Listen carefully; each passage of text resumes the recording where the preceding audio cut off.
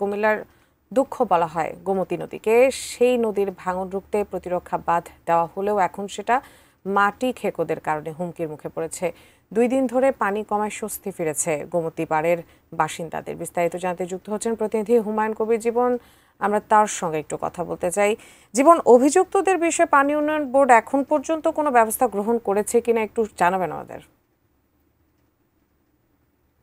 বলছিলেন কুমিল্লার ঐতিহ্যবাহী যে গুমতি নদী, কুমিল্লাকে এই গুমতি নদীকে কিন্তু দুঃখ বলা হয়। বিশেষ করে কিন্তু আসলে ভারতের যে উজাড় ঢলের পানি এবং টানা বৃষ্টি হলে কিন্তু এই গুমতি নদী দুঃখের কারণ হয়ে দাঁড়ায় এই দুই পাড়ের বাসিন্দার জন্য। বিশেষ করে আমি এখন এই গুমতি নদীর পাড়ে এখানে দাঁড়িয়ে আছি। আমরা যেটি দেখেছি যে গত 2 দিন আগে কিন্তু এই গুমতি নদীর প্রায় বিপদ সীমার কাছাকাছি গিয়েছিল পানি, এবং এই 2 দিনে কিন্তু পানি কমতে শুরু করছে। যদিও পানি কমে, কিন্তু নদীর পাড়ের বাসিন্দা যারা রয়েছেন তাদের ভিতরে কিন্তু এখনো আতঙ্কের ছোঁয়া রয়ে গেছে। বিশেষ করে নদীর পাড়ে মানুষ বলছেন যে আসলে যারা দীর্ঘ সময় যারা মাটির চোর, যারা মাটিখোর, তারা বিভিন্ন সময় বিভিন্ন জায়গা দিয়ে কিন্তু মাটি লুটপাট করে নিয়ে যাওয়ার কারণে কিন্তু এখনো কিন্তু প্রতিরক্ষা বাঁধ কিন্তু হুমকির মুখে রয়েছে, এবং কিছু কিছু জায়গায় কিন্তু যে কয়েকটি ব্রিজ রয়েছে সেগুলো কিন্তু আসলে হুমকির মুখে বলে এলাকাবাসী জানাচ্ছেন। আমরা একটু কথা বলতে চাচ্ছি এখানে নদীর পাড়ে যারা বাসিন্দারা, আপনার কাছ থেকে একটু জানতে চাচ্ছিলাম, এই যে মাটিখোররা মাটি কেটে নিয়ে যায়, পানি বৃদ্ধি পায়, আপনারা আতঙ্কে থাকেন,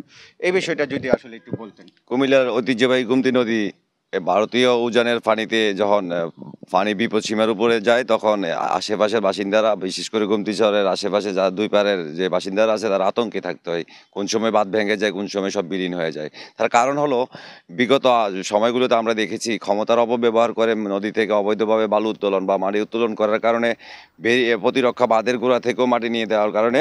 ধন্যবাদ আপনাকে। আপনি শুনছিলেন যে আসলে এখানকার মানুষ কিন্তু বলছিলেন যে